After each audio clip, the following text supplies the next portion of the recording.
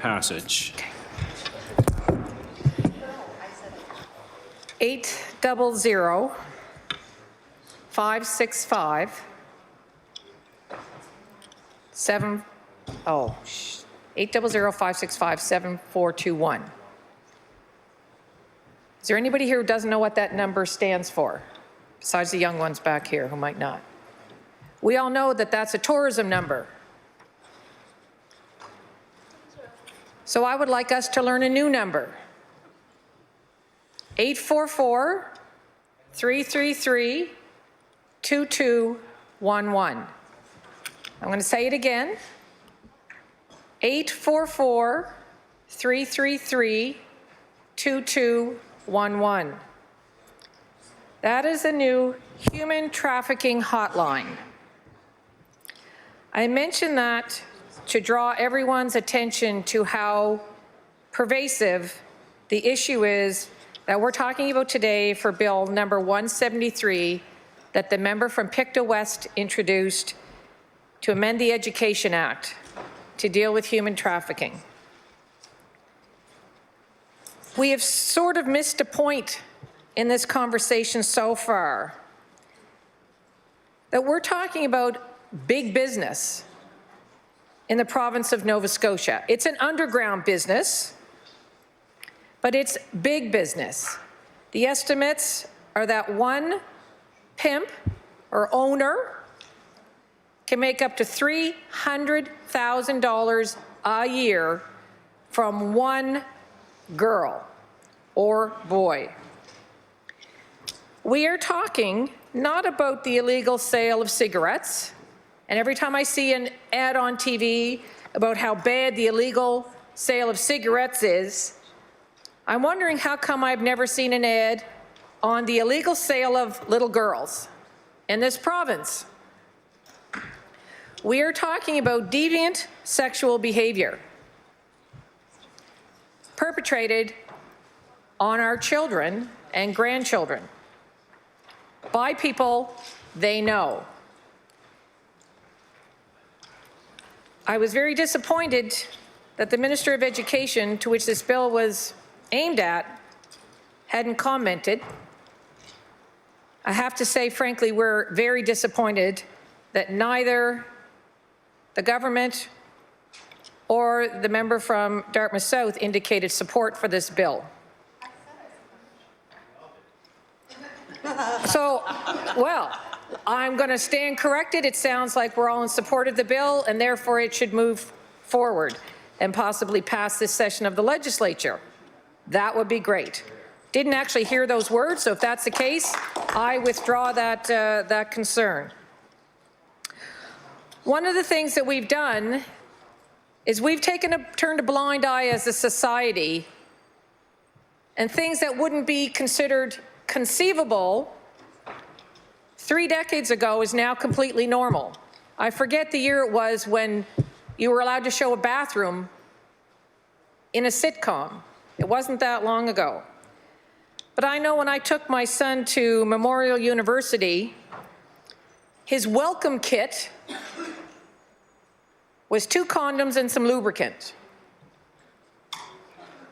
I didn't even bother saying anything except you're not going to need that because you have a girlfriend, but it was a co-ed dorm, and as we were going out to tour the university, a girl walked by in a bath towel on her way to the shower.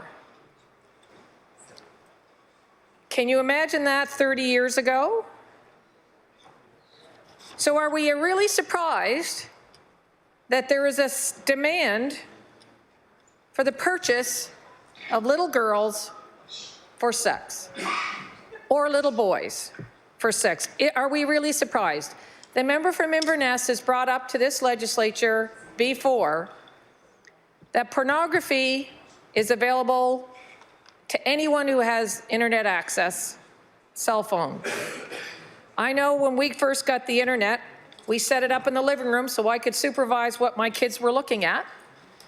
And my son was doing a project on dynamite, so he typed in the search engine, dynamite.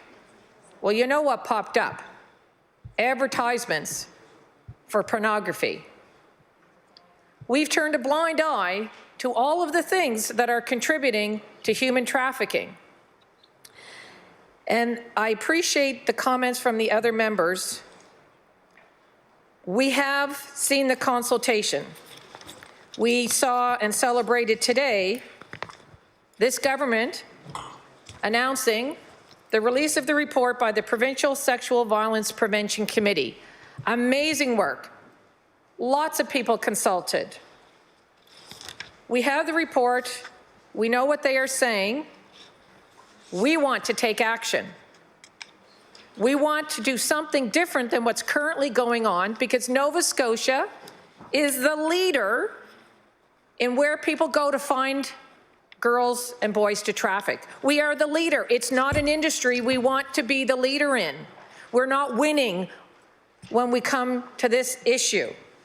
So what did this government's own committee come up with in terms of 3 recommendations? The 10 recommendations wanted to reflect primary prevention initiatives. Prevention, how do you prevent this?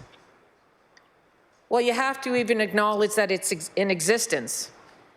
And the children in our schools, some of them are going to grow up to be human traffickers. Perhaps not by choice, but somebody at some point makes the decision that this is how I'm going to earn my living. The document that was produced by the Provincial Sexual Violence Prevention Committee is targeting university students.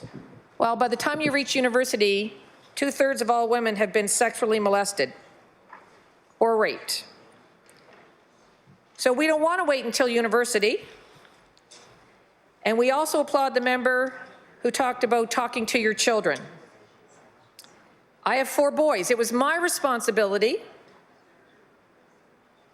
and those children's parents to talk to them about what this looks like. But not everybody has parents who are willing to do that. Not everybody comes from a home where they're even aware that it's a situation that exists.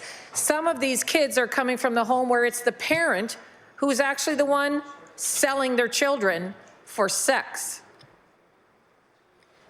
We also know, when you look at the report by the Halifax Regional Police, if you're not aware of this report, it is an amazing report on Canadian human trafficking. It tells you exactly what to do, how to recognize it, who is trafficked, how do they groom you, and it talks about the myths around it. One of this is that it's a myth that it's going on in another country. It's not. It's going on in my community and in yours. They're going to our junior highs. They're grooming these children. There's another myth that it's happening out on the streets. It's not. It's happening at bars. It's happening in homes. It's happening in hotel rooms. It's happening just down the street. There's another myth put out by the Halifax Regional Police that says the victim can just leave. This is their choice. No, it's not their choice. No one child grows up and says, I'm going to be a prostitute. That's a good idea. And nobody starts out thinking, this is a good business opportunity, but at some point, they make the decision.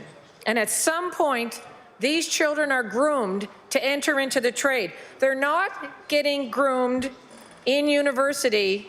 By then, it's too late.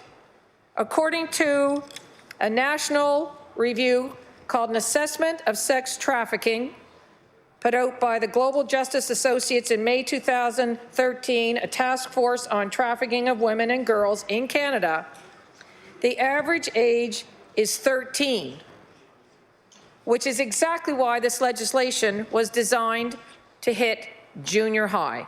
Do we want our teachers having to have this discussion? No. But if we can't be sure that parents are going to do it, and if we can't be sure that the justice system is going to have people come forward to report it, when are we going to take action, and how are we going to?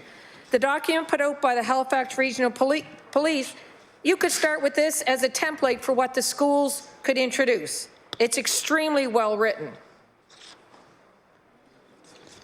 One of the other problems we have is that if somebody knows that it's happening, there's no confidence in reporting it because in far too many cases, it's someone you know. So we're not having total strangers grab you off the street and take you to Toronto. This is a boyfriend who dated you, who bought you things, who fed you, who clothed you, who housed you. Or it could be just a friend of a friend you met at a party. Not everybody who's trafficked comes from a vulnerable population. So we need to make sure that children understand what grooming looks like, and not just for human trafficking. Pedophilia in general has a whole grooming process. This isn't something that happens overnight. This is a pervasive, insidious sexual deviance of people preferring to have sex with children and others for money. And as Barack Obama and others have called it, it's a form of slavery. So, one of the other comments that was made by the member from Dartmouth South is that we have to address all of the things that predispose somebody to being groomed and victimized, and why they wouldn't walk out after somebody had burnt out cigarettes in their skin, or set their hair on fire, or broken their toes because they didn't bring home enough money. But addressing all of those issues is going to take years and decades. We need to take action now, not 5 or 10 or 20 years from now, because the trade is growing in this province and we're leading in it, and it is big business. And one of the statistics, which is really sad, because as a football watcher, one of the things in the report said that during a national football game, the number of online ads for the sale of sex goes from 30 ads per day to 250 ads per day. So we are turning a blind eye to the fact that a whole lot of people are making a whole lot of money by exploiting and selling the bodies of our little girls and little boys.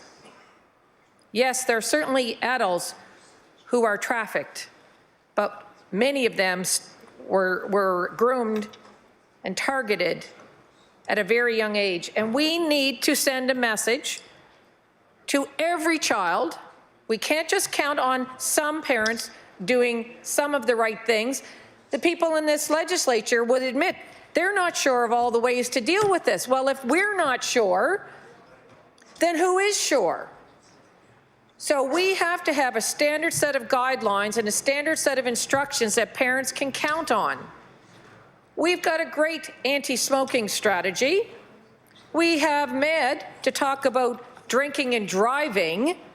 Why isn't the sale of the human flesh as important, if not more important?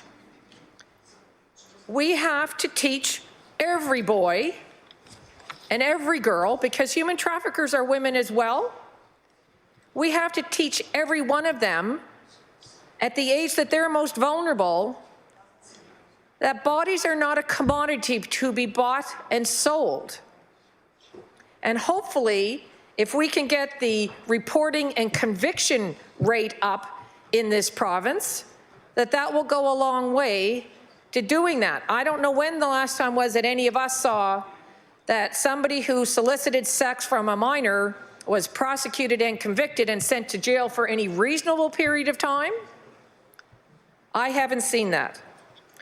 So, Mr. Speaker, I'll end this by saying we've got reports. We've got the government's own report that we celebrated today, calling us to reflect on primary prevention initiatives, which is what we're talking about today. It talks about reducing victim blaming, which is what we're talking about today.